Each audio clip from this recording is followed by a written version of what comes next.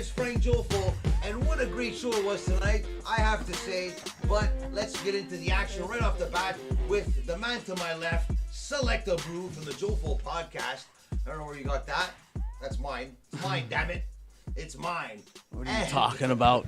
And to the top of us there, he is the Deluxe Package, Alex Deluxe. What's going on, brother? Hey guys, not much. Glad to be part of the show again. Yeah, really great show, Dynamite tonight. Yeah, blew my expectations. I'll admit. Blew your expectations. Yeah. One thing though, I was kind of like, I don't know, maybe I'm kind of used to it, like surprise package segment or one-time session on social media. Because today they were saying that it was going to go past 10 o'clock. Very unusual for AEW because 10 o'clock it shut off right away. So I was really excited to see maybe there would have been something exciting to see that extra 5, maybe 10 minutes more. But what I saw at the end, I don't think it was main event quality, but we'll get to that when we do get to that at the end of the show. But right off the bat, Select a Brew. Well, give me the cue. Let's get into the action. Well, there you go. There you go. As we kick it off. Cena, thank you for joining us once again. A great supporter of ours. Thank you very much for all you do for us. As always, shout out for tuning in. And let's kick things off with some intensity and some fire, just like Dynamite did, with everyone's favorite, CM Punk, to start off the show. Fans on their feet, a classic opening match here. CM Punk versus the Dark Penta. No, I was convinced that he got injured in that match. Do you think he got legitimately Who, Penta or CM Punk? No, Punk? CM Punk, Punk. yeah. Because at one point I think so. But What move? he got, because he fell off the rope. He fell off the top rope. yeah, the top turnbuckle. Yeah, he tried to do like a Hurricanrana. I was thinking that's a little ambitious for Punk. Yeah, but and he fell, and then it was like, whoa, like, and then, like, I honestly judge it to the point where I saw the ref going to him, and then, if he's injured, like, whatever, like, if it's like a kayfabe injury, the guy's gonna keep pouncing on him, right? There was a little bit of hesitation there, so you could kind of tell that that's Punk's call in the end, but I don't know. We'll see what happens in the future to see if he actually was legitimately injured, but it was a great match. As in plug. Just want to say thank you to A2 the tracks. Appreciate that. Thank you. Really? The comments. Talk, Frank. I'm looking at you. It was off. It was off the whole time. Thanks, Gabe. Yeah. How did Alex and I hear you? I don't know. Shout out Gabe's always showing up at the key moments. Thank you very much, Gabe. No, we need to have people like you. Thank you very much. I appreciate that. I'm gonna get fired. What was it? I was saying that it was so the legitimacy of the injury because think of it think of this last time. Matt Hardy and Sammy Guevara. Hold on. Right? There's a huge statement here in the chat. What? By far, A to the Tracks' newest Jofo host here, Alex the Deluxe Package. And that's from the godfather of Jofo. That's the himself. I may take credit as the pod god, but that is from the almighty A to the Tracks. Catch giving you high praises there. every Monday at 9 p.m. What's going on, Kofi Wheatson as well in the chat? We got some great people in the chat. Thank you for tuning in. So as I was saying, it reminded me of, like, maybe not as drastic, but remember when Matt Hardy got hurt in that match? If he lost, he had to leave AEW against Sammy Guevara. When he got knocked out? Yeah. Because in the end, he was supposed to win that match. So if the X came up, and let's say the match would have been, like, waved off, technically he lost the match, right? So I was thinking, like, CM Punk obviously is going to win this match. If he's legitimately injured, they're going to give the match to Penta. That's why I think they were talking a bit in the ring, so it was pretty interesting to see. But in the end, CM Punk did come through. I think it was on the fly kind of finish, what it seemed to me, like a little back and forth. Sure. And what I noticed too, in a lot of the matches too, and this was one of the first ones, you know, the chop battles they had, CM Punk and it wasn't the first chop battle we saw tonight. We'll come to that again. Those chop battles. We saw 3 different ones tonight in 3 matches. Like, it's too much. That's too much. And I have noted here one of them that I hate the most out of all of them. We'll get to it when we get to it. It better not be the one that I'm thinking of, but yeah, so there was a chop fest in the first match. Fine, but then I saw it again and again. I'm like, okay, I felt like there was a lot of the same direction of matches in this. Maybe they needed that backstage You know, there was a lot wrote less of down that here- tonight. I There was a lot wrote- more wrestling tonight, which I don't complain about. On a day, I don't complain. I love wrestling, but again, there was a lot of matches that were just okay because CM Punk wrote a tweet. Who do I want to wrestle? And then he gets to wrestle whoever he wants. No story, no nothing. But That's the I thing. gotta give him this credit. case, Go ahead. Oh, sorry, bro. I was just gonna say that it's a good point you make, Frank. And then this week, I absolutely agree with you 100%. There's no sorry, folks, sorry, viewers. There's gonna be no arguing here. Yeah. Where that I really wish there were a story for Punk and Penta because like you go on Twitter saying who wants to wrestle on Wednesday. It was a good match. The only story he but had was with MJF, basically in the end, and but like I said, it's great matches.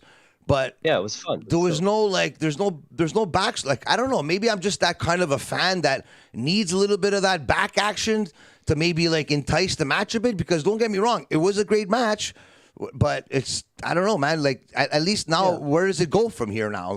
Just gonna. And they only mentioned it briefly that Penta is in the top 5. He's number 4, I think, or 5. Because he's been fighting on AEW Dark and he's building his. You know what I mean? Even Captain Shawn Dean. Not to take anything away from the guy. But this is how you're gonna go. Okay, I understand. Maybe there is something different that I don't know what's going on in the background with his story or anything. But there has to be something that comes out of this because now he beat Sean Spears on a count out. He beat MJF, I think, on a count out as well. He's a pawn to their story. He's the fish. He's the fish. I understand. That's giving him at least a name, so when he does go into a storyline in the future, you're gonna remember Sean Dean from this. But getting back to this match right here, CM Punk and Penta. To answer your point about the CM Punk and Penta storyline, I think the storyline is that CM Punk is just racking up some TV wins because it all dates back to a few weeks ago. The this at the end of the match. So you said it last week. Somebody's a match is a match for the top the wins and losses. So, but I have to give him credit. I really enjoyed the last exchange, the final, it's 3-4 minutes of the match. Always got him up, then go to sleep, then he reversed it. It was a classic. They reversed each other's finisher. I just wrote down fantastic finish. I love the final exchanges. Pretty much I wrote. The finishing sequence, especially when Penta caught Punk's knee on the go to sleep, and then you just saw him zero miedo. That's brilliant. The crowd going crazy. I like that, but it's I think he overdoes it though. Penta with the he doesn't always have to do that every time. He does, but that's his gimmick. I guess that's what people love. So I get it. Though, if you have a guy wrestle a whole entire match he doesn't care about wrestling. And people cheering, I guess. And then his manager too. There, he looks like he. I don't know. He's part of the brood there or something. I don't know. It's weird. Really I loved him when he was a regular guy. But you want to know what I think? I didn't write it down. Have you ever seen him come out of that entrance before like that? Yeah. He did it a few weeks, probably 2 months ago. I thought it was a different. Is there another Penta I think it was because when Ray got hurt, he just needed to do something now in the meantime. So exactly for a single. But what I say, circle debate. Bret Fart, Ivan. Bret Fart. This guy's following us everywhere. He was even on the circle debate last week. I wanted to say, you know what Penta's doing? I came to a theory of why he's doing the whole dark Penta right now. Who, Bret Fart? No, Penta. Oh, okay. You notice now he's coming up with the shovel. Very clever of him. I don't think there's been a wrestler that a shovel is his prop, and the golden shovel. And because he's kind of like a new school of Parka, he's kind of building a reason to in the future come out with a shovel. I feel. You know the last guy used to come out with a shovel. No. He's not in AEW anymore. Exactly. It wasn't too long ago. Yeah, it wasn't too long ago. He's not in AEW anymore. It's my best friend, Cody Rhodes. Mr. EVP himself. No, but it wasn't like his gimmick. He did it once, no? Yeah, because it's the subliminally say the golden shovel. Yeah. Because you're burying talent. But you know how one point down the lane, La Parka was just synonymous with the chair to the point even in WCW World Tour, he had the chair in his hand for the entrance and everything. Okay, I remember him. He had a chair, but I think Penta's kind of wants to do his own version. Okay, that's cool. Okay. So this is in the future when he wants to come with his shovel. If that's what he's doing, then very clever of you to figure that out because that's very it got me thinking now.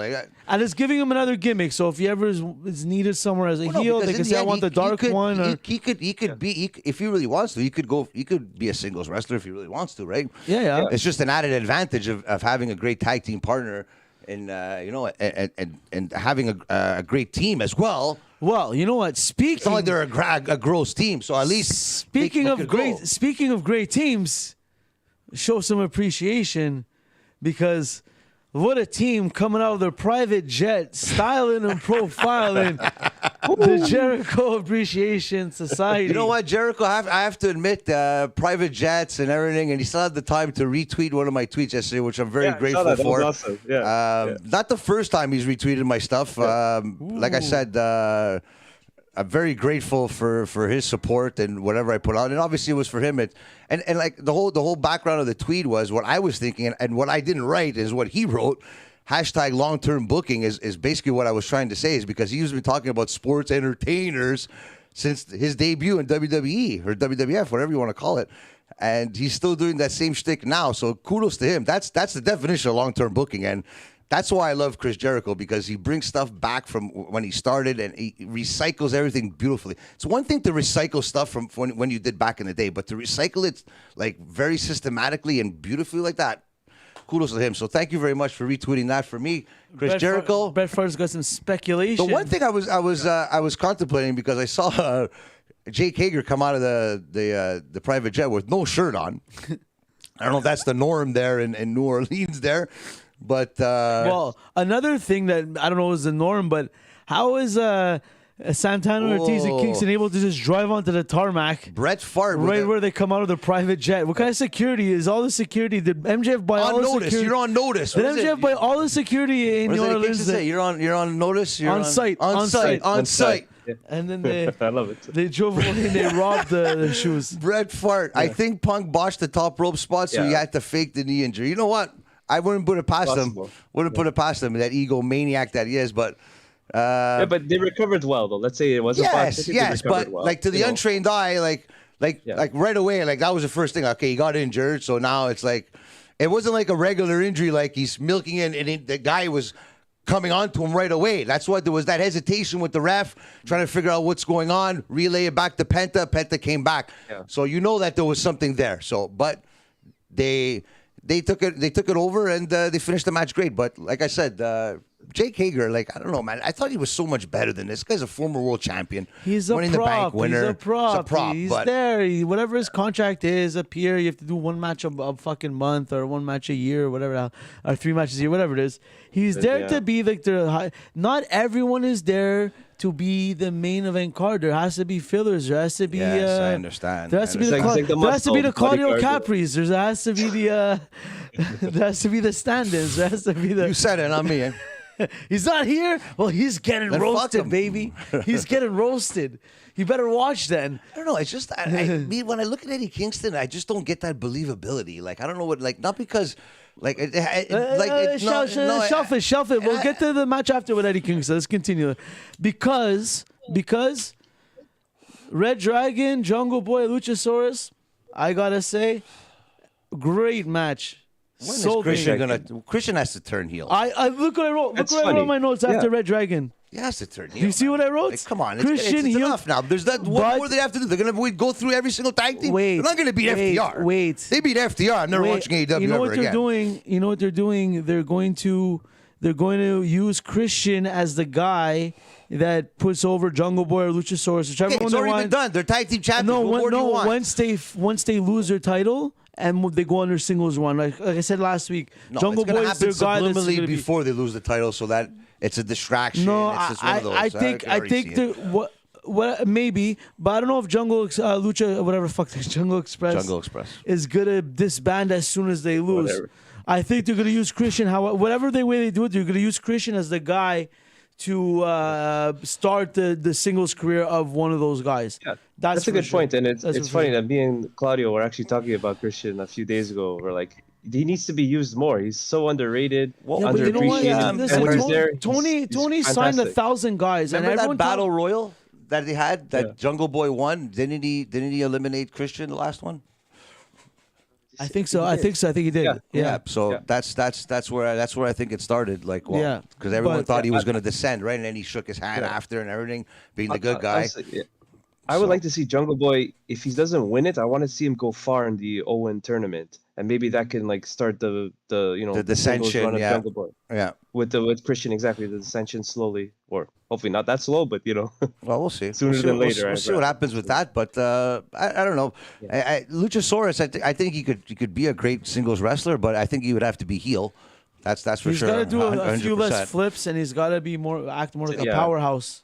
Be a big guy, yeah. You Like, he did a act cool- like a fucking big guy. Act like a powerhouse. stupid Man. We know you can do somersaults. flips and somersaults and shit like that. It's The fine. one he does off the apron is so.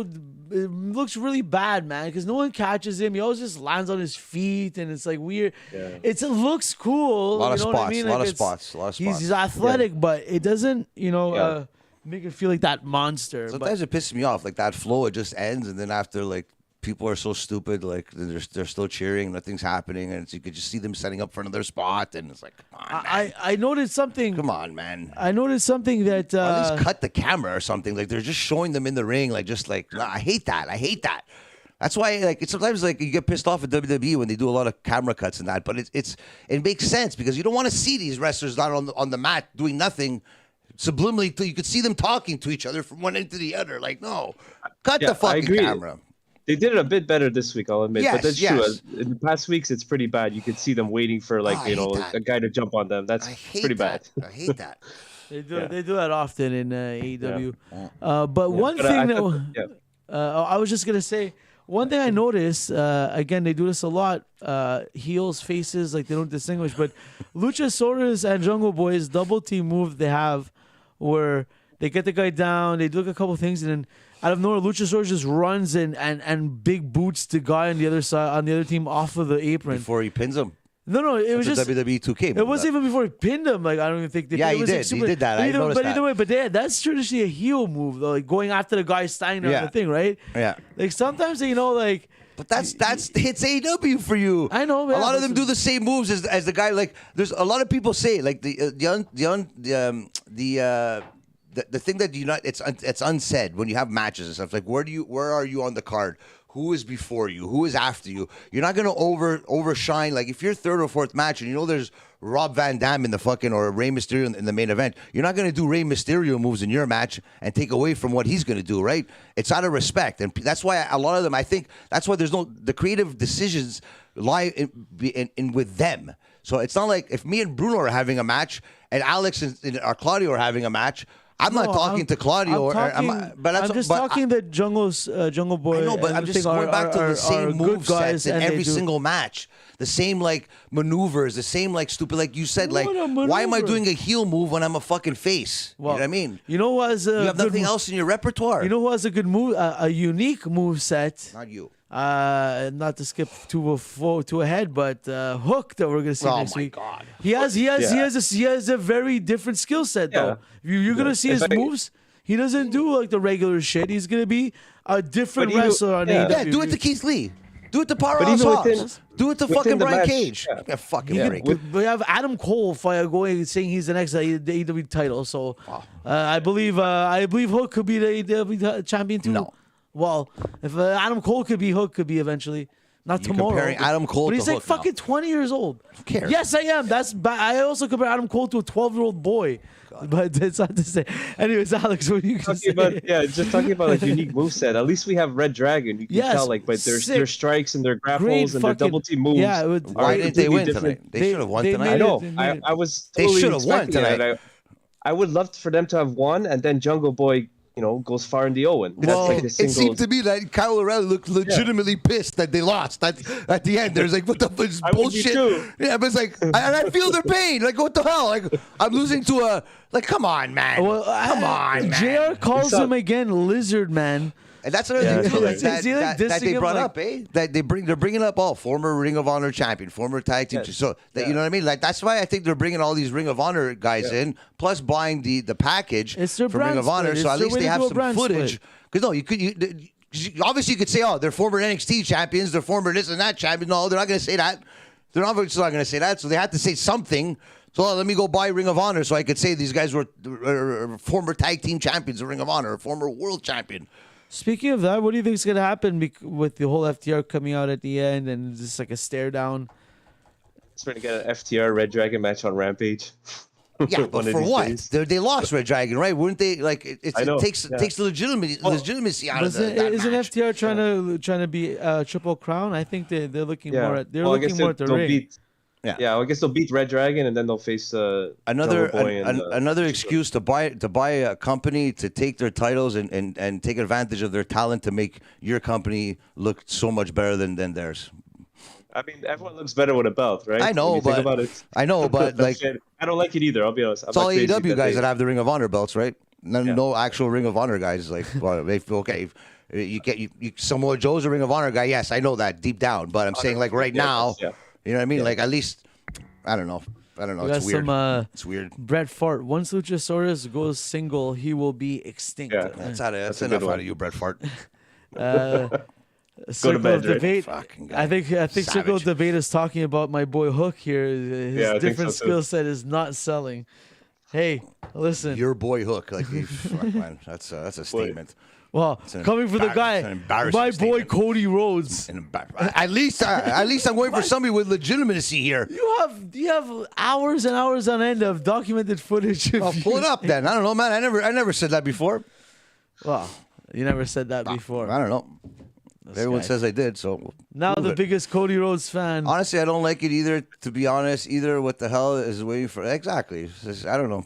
Tony Khan, I don't know. He's got some kind of thing he wants to do there. I don't know. We'll see what happens. Ring of Honor should have already had their own program. Exactly. Imagine the guys that are paying for fucking the $9.99 a month there, and they're getting fucking dick. Yeah. They're gonna do it. They're gonna do it. You can see they're doing it. Which I was paying for fucking a couple of months ago, and I stopped because. Did they start their TV this week? Ring of Honor. Well, let's hope so. With actual Ring of Honor guys, not fucking AEW guys beating Ring of Honor guys every single time. Be nice to see. I love Vince McMahon, WCW Invasion. Or the WWE ECW brand. Nobody but Cody. Yeah, because they call it AEW / Ring of Honor wrestler sometimes, you know. And then even at the UFC, they had Tony Khan and Jim Ross in the front row. They had Tony Khan, owner of the Jacksonville Jaguars, and they had AEW commentator for Jim Ross. And Tony Khan's pointing. His name too. He was pointing at Jim Ross's jacket because it said AEW, but my God, but I don't know. He thinks that he's going to get Conor McGregor. Mayfield what does Circle of Debate have to say there? I don't know what that. I don't know how to read. Anyways, let's go on to the next match. Nobody but Cody. Never said that. We got a quick package about what happened on Rampage on Friday regarding Yuta and Moxley that fought to the blood for a blood match here. So now gave us this promo with Regal, Yuta, Moxley. Danielson in the back. What happened to the Blackpool? John Moxley's promo skills. Like I find like he's like it's either that he doesn't give a shit. He's not doing the schnitt. Or it's like he gets there like he's like Tico. He gets here 5 minutes before the promo. He's like, okay. He's not taking his pixie dust before the fucking event. I don't know, man, but and his magic elixir. Daniel Bryan Danielson, whatever you want to call him, has the same promo skills he had in WWE. You know not the greatest. You know what it is? I think that right now. It's weird because they're putting this crew together where Regal's kind of like a mouthpiece, but all these guys individually, except for Yuta, obviously, are great promo skills by themselves, and I'm sure they're not used to being like that background guy in a faction. Another sense. Like Moxley, I don't know. Another sense, like Sting with Darby Allin, those guys with Wheeler Yuta, Cody subliminally with MJF, Sammy Guevara. The list goes on and on and on and on. That's basically what it is. Christian with the Jungle Express or whatever. You know, it's all that. It's always somebody right next to them. You know, holding their hand and everything, and subliminally telling everybody, hey, if this guy Daniel Bryan, John Moxley, which everybody knows and loves, is standing next to a guy like this, hey, you better respect this guy. Like a Chris Jericho standing next to Daniel Garcia. It's the same thing. Yeah. So they're really targeting the idiots in wrestling, because if you don't know who these guys are, then why the hell are you watching this fucking show then? Did they mention next week if it's going to be a tag match, like a 2-man or a 3-man tag against the Gun Club? Trios. Trios match. Trios match against the Gun Club. Was it Rampage? I think it was actually this week. It's Rampage, they said? And that's another thing, too. I wrote down Rampage in big letters. The Blackpool, what is it? The Blackpool what? Combat Club. Blackpool Combat Club versus the Gun Club. So a club versus club. Couldn't think of it. Like, come on, man. Like, that's another thing, too. It's like, fuck, man. Who's getting our fucking organizing this over there? We're getting Billy. What do you mean? those guys put never happened in WWE. Hold on. Gun Club put a great match last week on their Dynamite debut, and now next week it's going to be them called with club in it. Okay, whatever. I'm talking about the match that's going to happen. It's going to be a great match. We have. Of course, it's going to be a great match. We have Billy Gunn. We have his sons who did great, and then we have these three guys. It's going to be a great match next week. This trios match will be one of the better trios matches we see. Guaranteed. What, better than the one we saw tonight with Jericho Association Appreciation Society? Well, speaking of, no, that's not next. Yeah, but I wish they would have capitalized more on Wheeler Yuta. It's like, okay, you make him like you're saying you made him a star, but it's like, what, he just gets a backstage promo? Well, there you go. That's what I'm trying. Thank you, Alex. But even thank you. It was overkill. I saw the match. The match was really good, but they could have put anybody in that situation, right? They could have put Aaron Solo in there too if they were, or Camarado. You know what I mean? They could have put anybody. You didn't need to bleed like a fucking buckets like that. That was overkill. It's Moxley. His whole thing is blood, violence. But not like he that. Spit in my face and I liked it. Okay, he does it all the time. That's Moxley. It's much for me, yeah. But that's the thing too, right? That's one of the big reasons why Daniel Bryan left WWE, because he wanted to bleed. He wanted to have these matches, and Vince McMahon told him no. He goes, I can't do that for you. So that's why he went there. Now he just wants to bleed, and he wants an extra fucking like. An extra, what do you call it? An extra little footnote on his resume at the end of his career that he had these kind of matches, you know? Like that. I understand. Like, okay, go wrestle New Japan then and have great matches there without bleeding, you know? Like, what do you have to, on free TV? Yeah. I don't know. Especially Friday night. I know we're gonna have a Texas death match now. There's gonna be blood again. Well, it's like every week someone's bleeding buckets, you know? And it's the second one that Adam Page has had. Exactly. His whole feud, his whole title reign has been bleeding. Adam Page. Bleeding, Texas death matches. I don't know. Getting the shit kicked out of him. I'm confused. Maybe there's too much happening in storyline-wise, too many stories happening that you can't keep track which one you want to be excited about. But, well, I don't know. Some of them maybe just don't hit. One thing you can be excited about Tell me. Is Wardlow against Butcher next week, all because of what happened in this upcoming match. We have Shawn, Captain Shawn Dean, MJF. Yep. MJF has a problem with his jacket here to start the match. I love this couldn't I get can't it wait off. till he comes to WWE. He couldn't get it off. The ref was helping him, everything, the whole show. He's the best. And then blindsides Shawn Dean. And then we get some action in the back, and we see the typical guys beat up on the floor, but this time a little twist. One guy has no shirt on. Yeah. He's smashing 20, 25 guys a week. Like, and then what? I'm supposed to be excited to see him wrestle the Butcher. Come on, man. No. I mean, maybe put him in with the Butcher and the Blade against Wardlow 2-on-1. It's a believable match, though. It's a believable match. No, it's not a believable match. No, it's not. He just threw fucking 20 guys with one hand. Butcher's a savage. Why? He's a big. Why is Butcher a savage? Because he's a big guy. He lost weight, and his name is the Butcher. He's presented as one. No, he's not. He looks like one. No, he's not. And he wrestles like one. Thus, he is one. Okay, I don't know where like he's the hitman of the group, right? That's his gimmick. I don't know. He's won matches. He beat people up. That's what I'm saying. Like, why him? Like, who do you if want? It would have been both of them, I could understand. It's 2-on-1, and you got the advantage, but there's no advantage here. Like, we just finished seeing Wardlow throw 25 guys around like with ease, and now you just spent money to get the Butcher to. Come on, man. No. But great promo by MJF. First of all, you called himself the Phenom there. I don't know where that came from. But show respect to the Butcher. You got to show respect to this Butcher and show respect to another Butcher, son of a Butcher. That if you run your mouth too much, he will come in here and slap you Who's silly. That? Your father's a butcher? Well, you know who's a son of a butcher. Who's that? Danny Malotz. Well, let me call a son of a butcher on you. All right. This Butcher's not too intimidating to me, I'll tell you that. Someone who's not intimidating is fucking Darby Allin with his boring. What was it? Was it wedding music playing in the background? I didn't get it either. Yeah, I didn't get it. But what was the thing? He's challenging Andrade to a coffin match. Yeah, I think that's what I got out of it. That's what I got out of it. Pretty much it. Circle of debate. Bryan left because he wants to wrestle and not entertain. And plus, right now in Japan, their COVID situation is still not getting better, which is why Brian hasn't gone yet to. And this makes sense. I know there's a lot of guys that are gonna. I'd love to see Miro go wrestle there. Obviously, John Moxley, Kenny Omega when he gets back. Daniel Bryan, obviously, if Samoa Joe, CM Punk, obviously. They're slowly starting to open up in Japan. I think it's eventually. But I think the end game is a whole AEW versus Ring of Honor versus New Japan Pro Wrestling, maybe even Impact as well. If it's been on my mind for the last year and a half, which I think that's where the direction they're going. But obviously with COVID, you can't really do anything if you can't go to Japan or the guys from New Japan Pro Wrestling in Japan. Because Danny Limelight did a tweet. He goes, I wrestled here, and then the guy goes, well, you wrestled in New Japan, but you never wrestled in New Japan in Japan. You wrestled in the U.S., so it doesn't count. Danny Limelight's gonna fucking school. Yeah, no, it does. I know it does count, but just to say, Danny, you're gonna. There's a lot of guys in Japan wrestling for New Japan Pro Wrestling that are 10 times better than the ones that are wrestling here. So Japan is not ready for the radioactive poppy. Ospreay too. I'd love to see. They're not ready for the radioactive poppy. Oh my God, I'd love to see that. The wedding theme for Andrade and Darby, because Andrade is getting married with Charlotte this summer. Okay, that makes sense.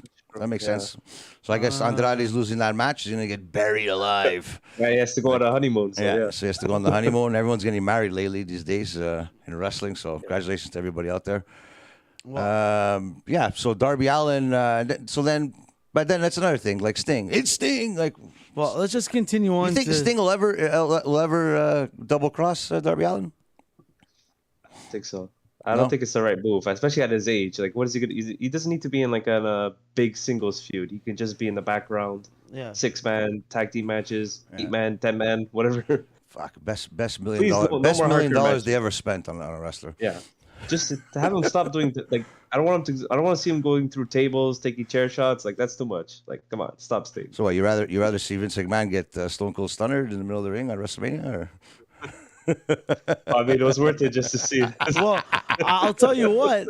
I'd rather see both of those things instead of Aleister Black fucking ripping out his throat. What's going on with that? Promo. Like what? Now you don't see him on TV anymore. You just see him doing those generic promos that he always does now, and it's like, okay, like I'd rather see him wrestle the guy. What did he say? Who was he calling out? Great wrestler, he's calling out Fuego del Sol, and I'm like, what the hell? Why is this continuing? They already killed Fuego. That's what I'm saying. And Fuego, like of all people, like at least call out Hook, please. Nothing wrong with him, but yeah, like he's not gonna be a main player. Like, obviously not, unless you want to be the best wrestler on AEW Dark. But I don't know, man. Like. Or Dark Elevation, whichever one you want to call. I watched the. I wanted to see the Lufisto match, and congratulations to her. But it's the commentating. Like, I don't know, man. Like Mark Henry and Big Show, man. I don't know, man. It's weird, man. It's them two now. It's him, them two, and Tony Schiavone. But it's like it's not even like. I don't even think like they knew who Lufisto was, but they kind of did. Like, I don't know, man. Like it was weird, man. Like. I don't know. Anyways, it's on YouTube, so. You know what wasn't weird was... What wasn't weird was...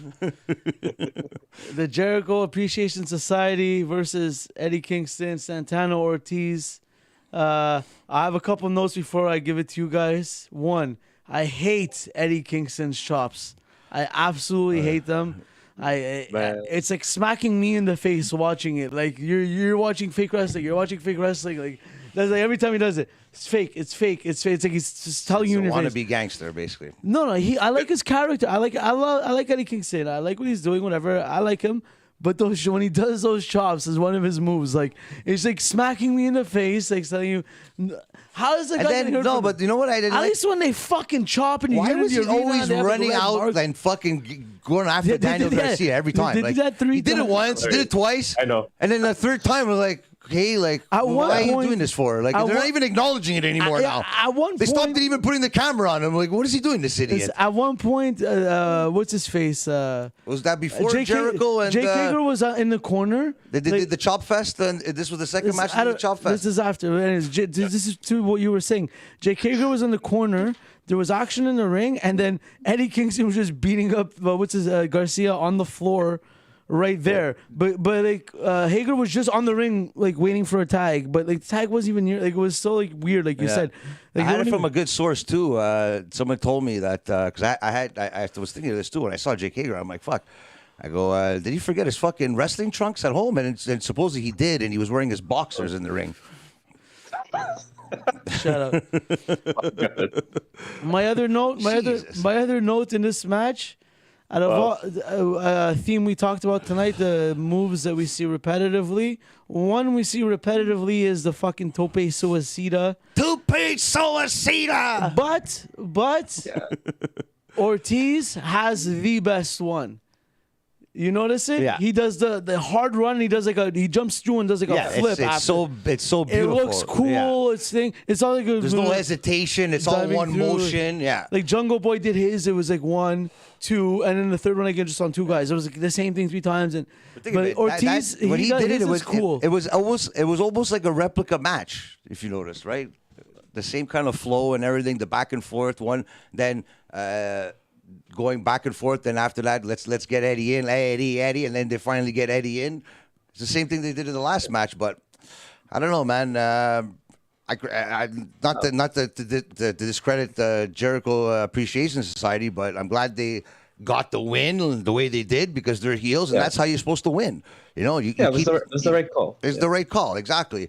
But I agree. What does this do for are the fans feeling bad for Santana and Ortiz? Because that's what has to come out of it, right? In the end, like you have to feel bad for the good guys, so that eventually they come over the bad guys, and then they have their big triumphant win. But is that going to get them over enough for them to be big players now in the tag division, or maybe Eddie Kingston? I don't know, man. It didn't seem that way. It didn't seem it. Yeah, I don't know why they like him. I'm confused. But did the people feel bad? Confused. Did people feel bad for Angelo who got his shoes robbed?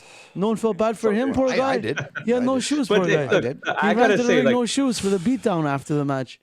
For Eddie Kingston, like, listen, like, you don't like his chops, it's fine, Bruno, but, like, the reason he does those chops, he loves Pro Wrestle from All Japan, 1990s. That's a tribute to Kenta Kobashi.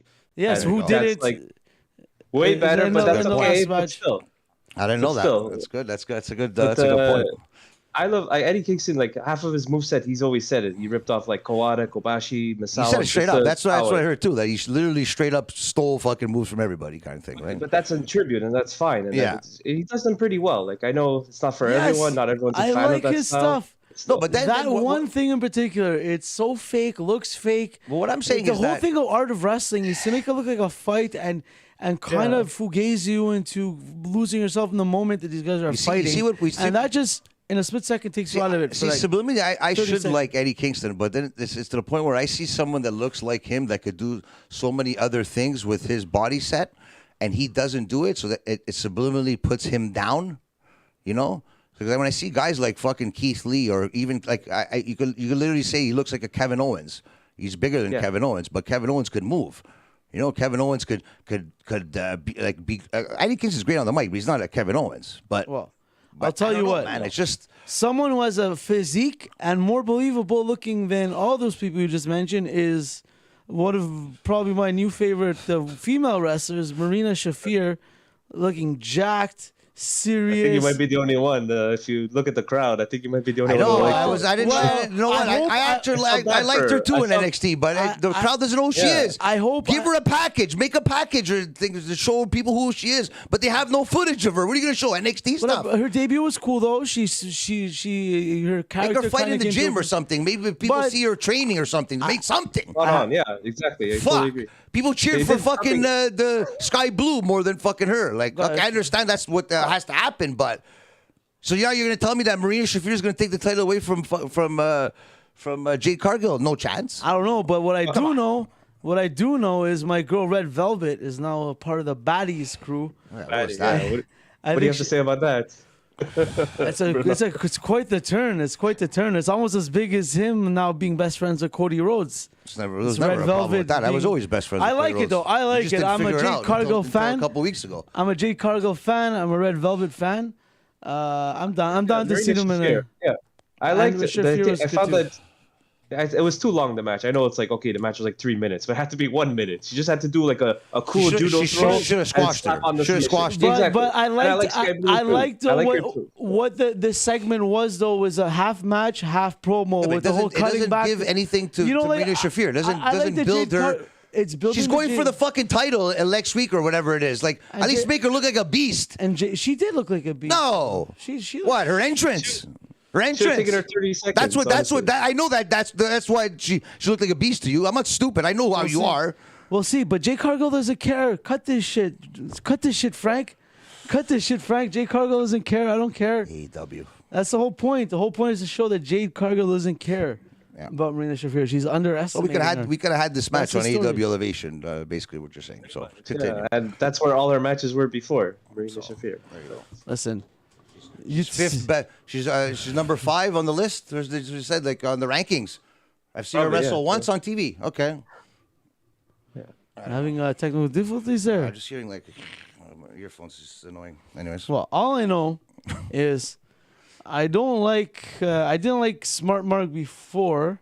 And I believe he's the one who interrupted a very important promo right here, as we were about to hear from my boy Hook, who was doing what he does best and working out in the gym, taking it serious like he does, showing you what he's the future of AEW. Are you kidding me, man? But this guy Tony Nese comes in and disrespects. At least he looks the part. Fuck Tony Nese. The guy looks like $1 million. The fucking guy, and he can wrestle. Fuck. Exactly. Come on, fuck. Really good. So obviously, Tony Nese gonna lose the fucking Hook.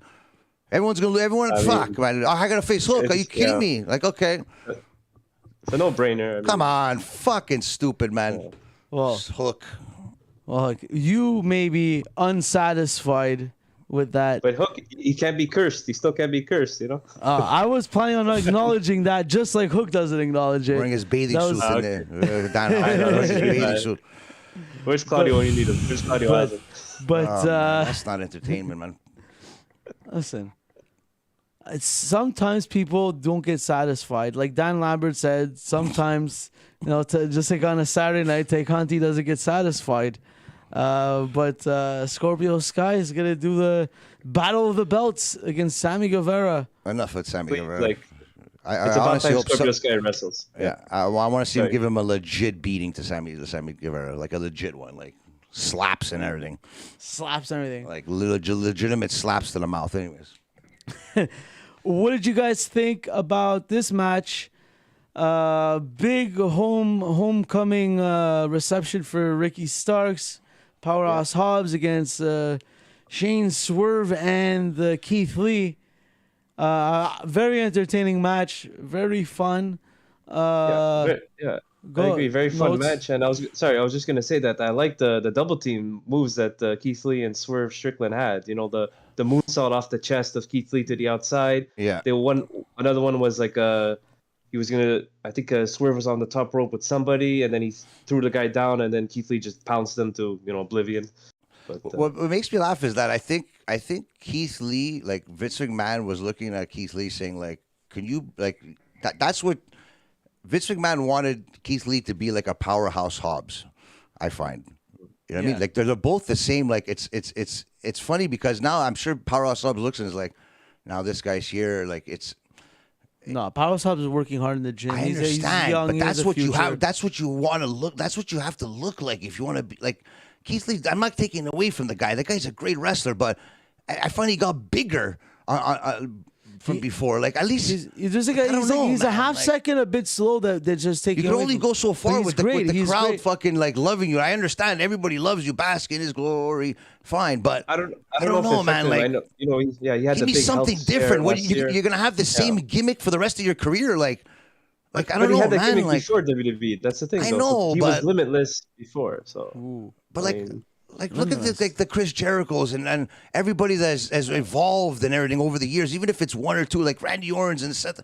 Come on, man! Like you're gonna stick, like do something different, man. Like I don't want to get bored of Keith Lee, and I'm slowly starting to get bored now because it's the same thing every time. It's the same thing. But like I said, I'm not taking anything away from his athletic abilities. The guy. If I was that big, I wouldn't be able to do half the stuff. I can't even do half the stuff now, and I'm half his size. So just to say, what about you and me both? What about the visual of things to come of seeing Ricky Starks? I thought on Taz the top was rope. I thought Taz was gonna. I'm gonna get to that, but I'm just saying the beginning of the match, seeing Ricky Starks holding a belt, although it's just a FTW belt. Yeah. But in an arena where everyone's going crazy for him, he looks like a star. This guy looks like a star, man. And you know when he's going to become a star?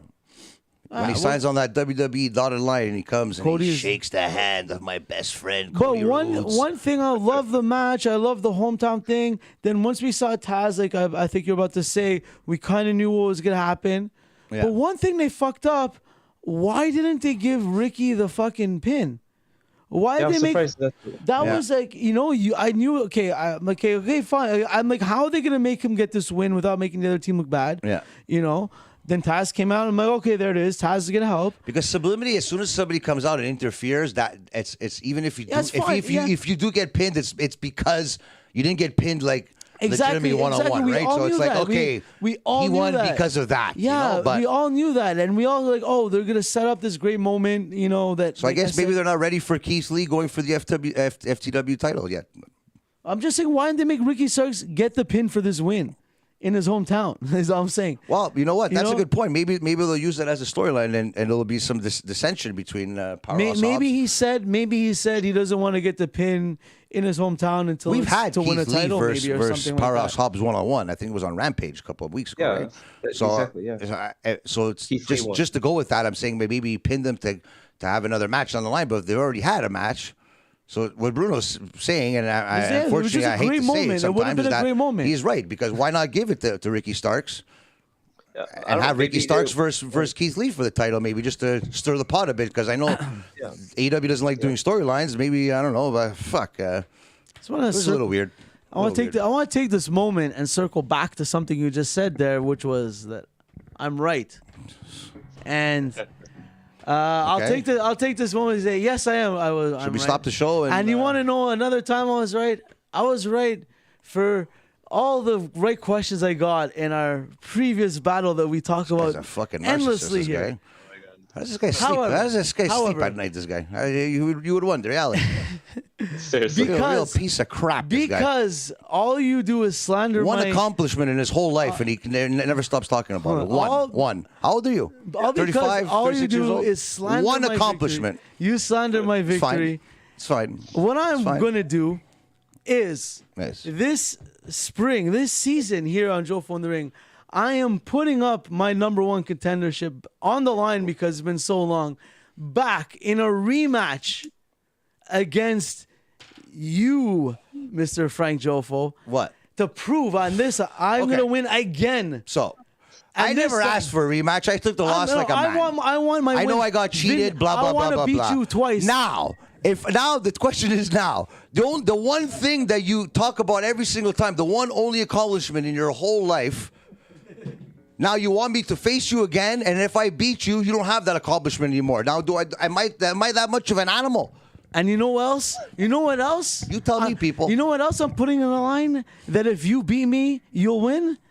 This very rare, limited edition, LJN Cody Rhodes figurine that I found this week. Oh my right here. God.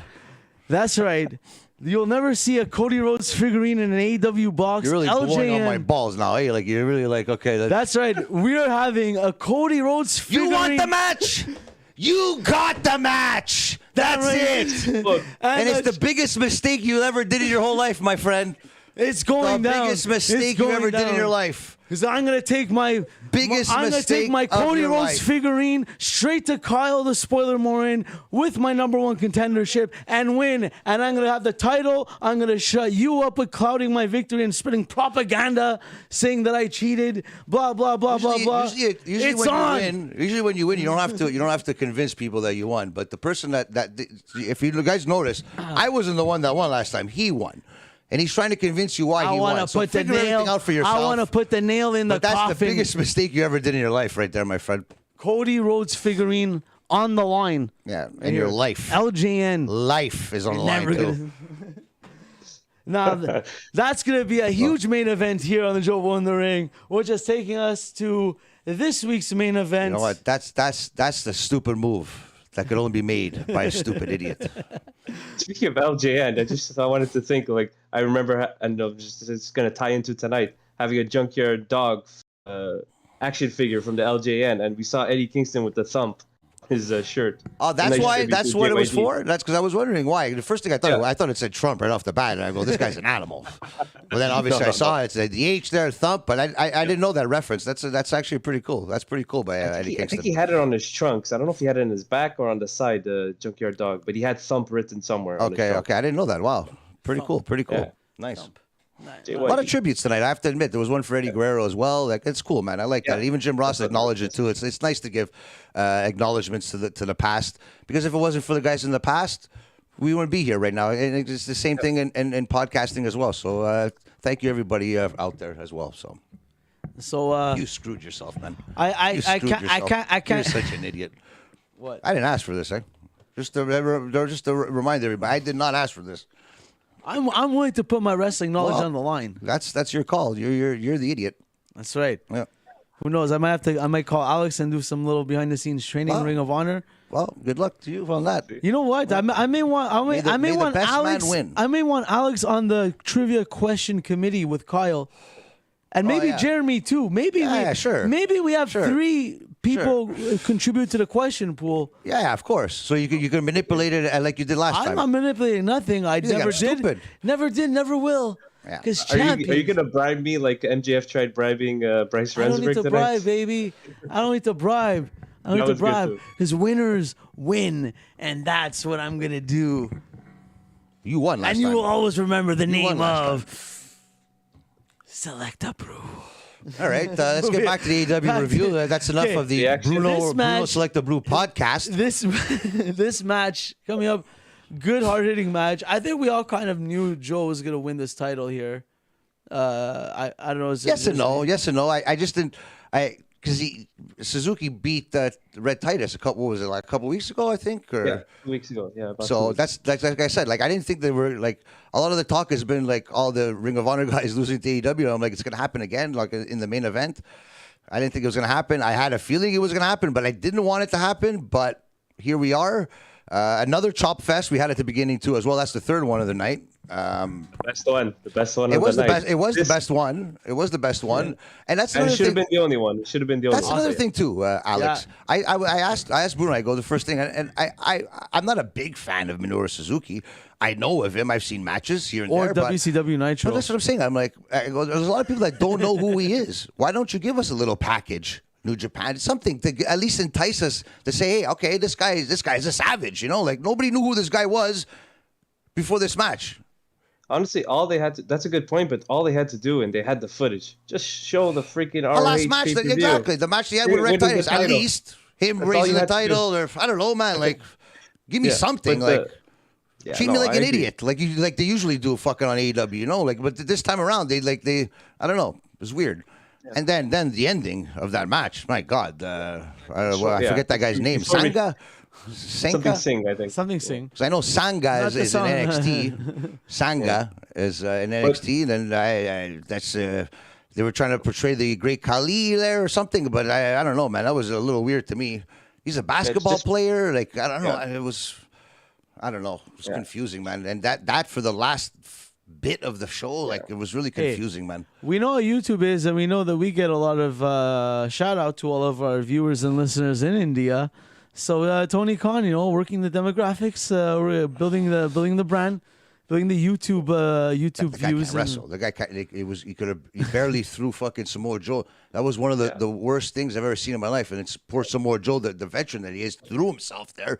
But you could see, like, it was such a nonchalant, like I don't know, man. And then even throwing him in the ring and the confusion. It's like, what the hell is going on here? And even to the point where the announcers barely even knew who the fuck the guy was. Like, the announcers couldn't even tell us who the guy was subliminally, like, I don't know.